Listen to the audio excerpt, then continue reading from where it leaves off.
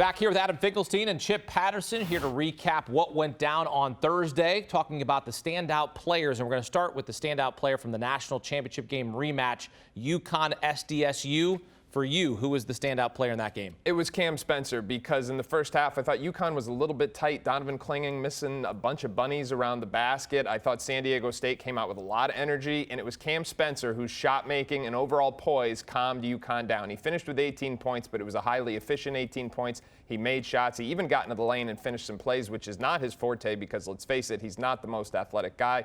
Came up with rebounds and steals, did just about everything. Remember, he is the guy who really wants this national championship because he's a grad transfer from Rutgers and he didn't experience it last year.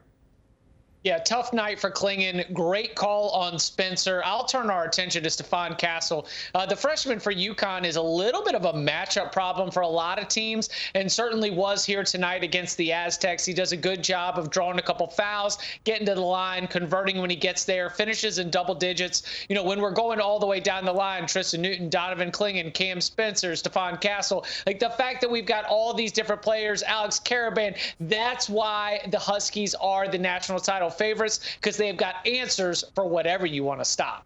UConn advances to play Illinois as Illinois outlasts Iowa State in the final game of the night. The standout player for the Fighting Illini was who for you? Well, not surprisingly, it was Terrence Shannon. This was his 7th straight game with 25 points or more. Listen, he's 23 years old. He's going to be 24 in about 4 months, and he has grown and evolved each step he's been in college basketball. Now you have someone who is as dynamic athletically as he's ever been, getting downhill to his left-hand side. He's also attacking to his right-hand side, and he's making threes now, which is the biggest difference from previous years. So he is putting up extraordinary numbers, bigger than any single player in the game right now, but he is going to be the focal point of that UConn defense on Sunday night.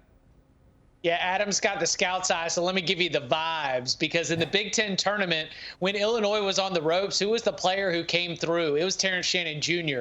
When Illinois was on the ropes here in the Sweet 16, who came through is Terrence Shannon Jr. He's got a little bit of a snarl to him. He's got a little bit of an edge to him, and I really feel like that is something that Illinois has to draw off of as they go up against one of their toughest challenges of the entire year. And yes, I know they played Purdue, but one of the toughest challenges of the entire season will be the Huskies. Terrence Shannon Jr. was huge in the Sweet 16. They need him to be even bigger in the Elite Eight. UConn and Illinois, the first game on Saturday just after 6 p.m. Eastern, a game you can see on TBS. The second game of the night takes us to Los Angeles, where it's Alabama and Clemson.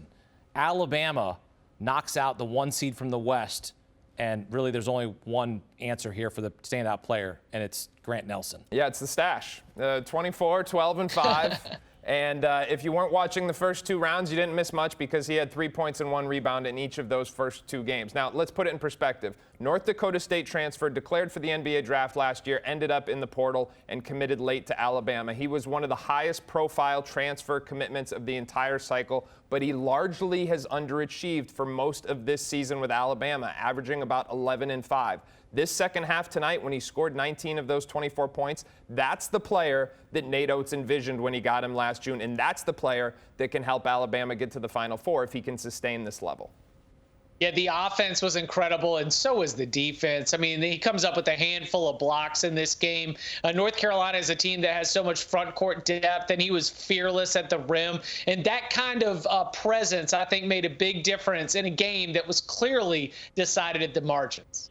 All right, so Alabama and Clemson in the Elite Eight in the West. They met earlier this season. Clemson beat the Tide. Clemson on this night beats Arizona here. They beat Caleb Love, Pac-12 Player of the Year. He was 0 for 9 from beyond the arc. So for Clemson, who was it for you that stood out? You could go either way here. You could go Chase Hunter or P.J. Hall. But to me, P.J. Hall is the first domino in Clemson's offense. I said going into the game, one of the keys was his ability to stay out of foul trouble. He did that. He played 31 minutes. And while it wasn't his best individual game, he still had 17 points. And the fact that they can play inside out through him is, as I said, the first domino of their half-court attack. And when they are scoring in the half-court like they did tonight, they're able to control the tempo of the game. And that was really, in my opinion, one of the subplots of this, that they dictated the tempo, and they were able to go shot for shot offensively in a slower-paced game. I like that. I'll go ahead and pick up Chase Hunter as my big player from this game, just because in those moments when Arizona was mounting the comeback that we all knew would happen, Chase Hunter was able to keep things steady, keep things calm, and be able to orchestrate the offense. He delivered some great passes. He delivered some great buckets when the game was on the line. And now Clemson gets a chance to be able to make it to the Final Four. What an incredible ride it has been. A roller coaster for sure for the Brad Brownell era. I had Clemson losing in the first round in New Mexico. What do I know? There's a lot of people, Chip, there's a lot of people that had New Mexico winning that game. Don't get down on me in my bracket. Did you pick Clemson? You probably did. Both of you probably did. Well, you got to remember that I just chose the college football teams. Yeah, that's okay. Remember that right. I just chose who. So actually, I have Clemson and Alabama in the Elite Eight. Well, good for the Fighting Brad Brownells. So, I mean, they're on to the Elite Eight. And show me the bracket. Here it looks, is what it looks like. UConn, a 9.5-point favorite against Illinois. That's the first game on Saturday, a game you can see on TBS. Followed by Alabama, Clemson. Alabama, a short 2.5-point favorite in Los Angeles. Clemson beat Alabama earlier this season. Alabama looking to flip the script and get to their first Final Four in school history. Sweet 16. The South region in Dallas. First game of the day on Friday. Marquette playing NC State. 1 seed Houston, who survived against Texas A&M. Cougars taking on Duke. In the Midwest, played in Detroit. It's Purdue against Gonzaga. Boilermakers beat the Zags at the Maui Invitational earlier this season. And then Creighton clashing with Tennessee for the final spot in the Elite Eight. All right, back here with Adam Finkelstein, Chip Patterson. We look ahead to Friday. Adam, who's the player to watch for on Friday? So a little bit of an interesting take here. I've got DJ Burns. I know what you're thinking. You're saying, what? He averages like 11 and 4, listed at 6'9 and 275. I'm not sure if he's 6'9. I know he's not 275. But it's the matchup with Marquette that really intrigues me, because Shaka Smart's got to decide, how is he going to defend this guy? Is he going to do it in single coverage? Because if he is, I'm not sure Iguodaro can do it without getting into foul trouble, and that would obviously be bad for Marquette's ability to attack him on the offensive end, where Iguodaro will use that floater game out of short rolls with Tyler Kolek and maybe even invert some of those ball screens. Do they double him? If they do, then he picks it apart with the passing ability. So that is, in my opinion, one of the more intriguing subplots in the X and O chess match of this game. So I've got my eye on DJ Burns. Adam, you're speaking right to my triangle heart. He's an elite passer out of the post, so no hate there. But I will go to another triangle team. I'm going to Duke freshman Jared McCain, who I think is the best catch and shoot player that is left here in the NCAA tournament. I don't expect him to hit 8 3-pointers like he did against James Madison, but we have seen, whether it's against the Dukes or whether it's against Florida State earlier this year, McCain can absolutely catch fire. Between him and Tyrese Proctor, that is how you combat an elite Houston defense. If McCain is on, Houston's in trouble. All right, Chip, right back to you. Who's the Sweet 16 most likely to win on Friday?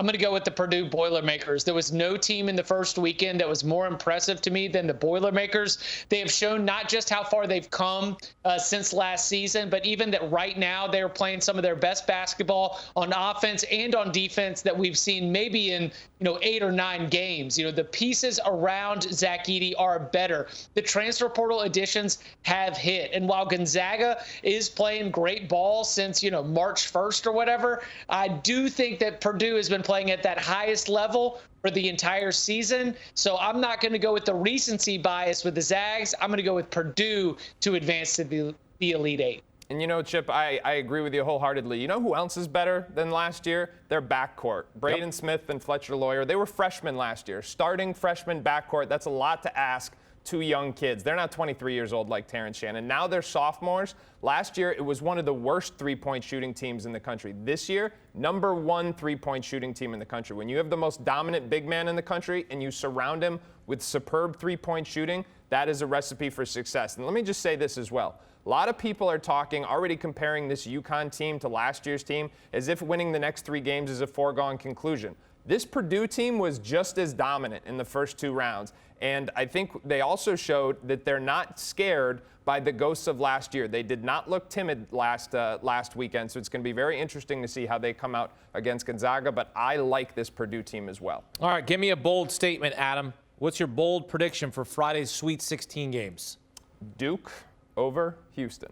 Is that bold? I think it is 4 versus a 1. If it's not Duke, then 4 versus a 1 would be I think a little bit bold. But here's where I'm coming from. I've said all year long this Duke backcourt needed to hit on the same time. It was basically Tyrese Proctor, Jared McCain, who Chip talked about earlier, and Jeremy Roach. You would never see them all play well on the same day until that James Madison game. All 3 of those players scored 15 or more points. All 3 of them shot over 50% from the floor, and collectively they had 12 assists against just 1 turnover. There's a reason why that's the most complete game we've seen from Duke all year long, and that's even with Kyle Filipowski only playing 21 minutes because of foul trouble. So if that backcourt can keep this up, remember they are playing without Caleb Foster, who got hurt. Jalen Blakes is being inserted as the first guard off the bench. If those 3 guards can continue to click, and Houston has some problems closing like we saw last weekend, I think it could be the recipe for what appears by the seeding to be an upset.